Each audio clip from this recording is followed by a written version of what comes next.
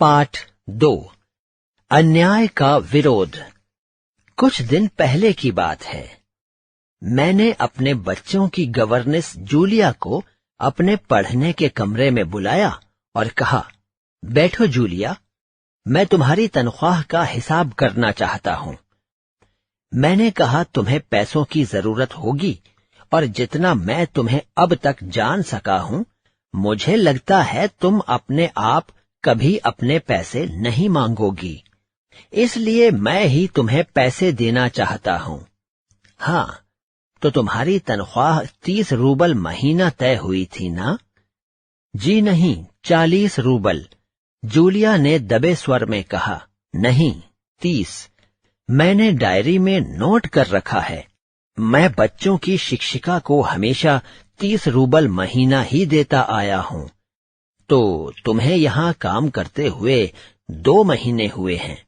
जी नहीं, 2 महीने 5 दिन। क्या कह रही हो? ठीक 2 महीने हुए हैं भाई, मैंने डायरी में सब लिख रखा है। तो 2 महीने के बनते हैं 60 रूबल। लेकिन 60 रूबल तभी बनेंगे जब महीने में एक भी नागा न हुआ हो। तुमने इतवार की छुट्टी मनाई है, उस दिन तुमने काम नहीं किया है। कोल्या को सिर्फ घुमाने भर ले गई हो। इसके अलावा तुमने 3 छुट्टियां और ली हैं। जूलिया का चेहरा पीला पड़ गया। वो बार बार अपनी ड्रेस की सिकुड़ने दूर करने लगी। बोली एक शब्द भी नहीं। वो चुप रही। हाँ, तो 9 इतवार और 3 छुट्टियां, यानी 12 दिन काम नहीं हुआ। मतलब ये कि तुम्हारे 12 रूबल कट गए। उधर कोल्या 4 दिन बीमार रहा और तुमने सिर्फ वान्या को ही पढ़ाया। पिछले हफ्ते शायद 3 दिन तुम्हारे दांतों में दर्द रहा था और मेरी पत्नी ने तुम्हें दोपहर के बाद छुट्टी दे दी थी। तो 12 और 7 हुए 19 नागे। हाँ, तो भाई घटाओ, 60 में से 19 कितने बचे? 41 रूबल। ठीक है ना? जूलिया की आंखों में आंसू छलक आए। उसने धीरे से अपना गला साफ किया। बोली एक शब्द भी नहीं। हाँ, याद आया, मैंने डायरी देखते हुए कहा, 1 जनवरी को तुमने चाय की प्लेट और प्याली तोड़ी थी। प्याली बहुत कीमती थी, मगर मेरे भाग्य में तो हमेशा नुकसान उठाना ही बदा है। चलो, मैं उसके 2 ही रूबल और कम कर देता हूँ। अब देखो, उस दिन तुमने ध्यान नहीं रखा और तुम्हारी नजर बचाकर कोल्या पेड़ पर चढ़ गया और वहाँ खरोंच लगकर उसकी जैकेट फट गई। 10 रूबल उसके कट गए। इसी तरह तुम्हारी लापरवाही के कारण नौकरानी ने वान्या के जूते चुरा लिए। अब देखो भाई, तुम्हारा काम बच्चों की देखभाल करना है। तुम्हें इसी के तो पैसे मिलते हैं। तुम अपने काम में ढील दोगी तो पैसे कटेंगे या नहीं? मैं ठीक कह रहा हूँ ना? तो जूतों के लिए 5 रूबल और कट गए। और हाँ, 10 जनवरी को मैंने तुम्हें 10 रूबल दिए थे। जी नहीं, आपने मुझे कुछ नहीं दिया। जूलिया ने दबी जुबान से कहा, अरे मैं क्या झूठ बोल रहा हूँ? मैं डायरी में हर चीज नोट कर लेता हूँ। तुम्हें यकीन न हो तो दिखाऊं डायरी? जी नहीं, आप कह रहे हैं तो आपने दिए ही होंगे। अश्रु भरे स्वर से उसने कहा, दिए होंगे नहीं, दिए हैं। मैंने कठोर स्वर में कहा, तो ठीक है, घटाओ 27। 41 में से बचे 14। ठीक है ना? उसकी आंखें आंसुओं से भर उठीं। उसके तमाम शरीर पर पसीना छलछला आया। कांपती आवाज में वो बोली, मुझे अभी तक एक ही बार कुछ पैसे मिले थे और वे भी आपकी पत्नी ने दिए थे, सिर्फ 3 रूबल। ठीक है, मैंने स्वर में आश्चर्य भरकर कहा, और इतनी बड़ी बात तुम्हारी मालकिन ने मुझे बताई तक नहीं? देखो, हो जाता ना अनर्थ।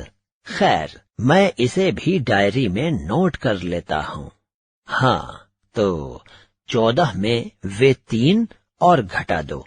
बचते हैं 11 रूबल। तो भाई ये रही तुम्हारी तनख्वाह, ये 11 रूबल। इसे ठीक से गिन लो। उसने कांपते हाथों से 11 रूबल लिए और अपनी जेब टटोल कर किसी तरह उन्हें उसमें ठूंस लिए और धीमे स्वर में बोली, जी धन्यवाद। मैं गुस्से से उबलने लगा। कमरे में चक्कर लगाते हुए मैंने जोर से कहा, धन्यवाद किस बात का? आपने मुझे पैसे दिए इसके लिए धन्यवाद। अब मुझसे रहा नहीं गया। मैंने ऊंचे स्वर में लगभग चिल्लाते हुए कहा, तुम मुझे धन्यवाद दे रही हो, जबकि तुम अच्छी तरह जानती हो कि मैंने तुम्हें ठग लिया है, तुम्हें धोखा दिया है, तुम्हारे पैसे हड़प लिए हैं।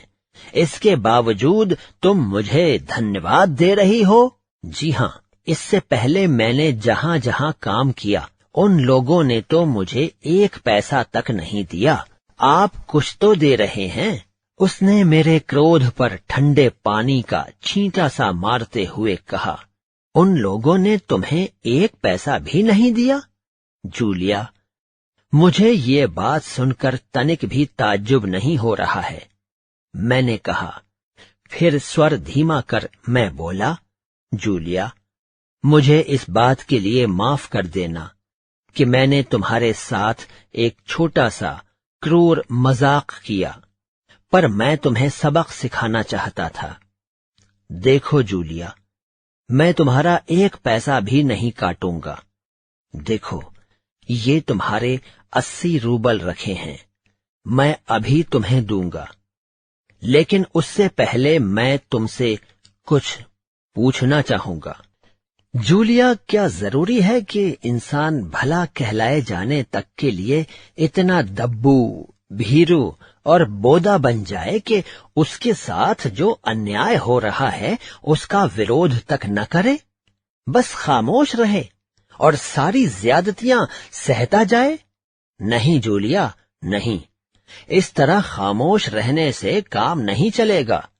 अपने अस्तित्व को बनाए रखने के लिए तुम्हें इस कठोर, निर्मम और हृदयहीन संसार से लड़ना होगा। अपने दांतों और पंजों के साथ लड़ना होगा, पूरी ताकत के साथ। याद रखो जूलिया कि इस संसार में दब्बू और बोदे लोगों के लिए कोई जगह नहीं है, कोई जगह नहीं।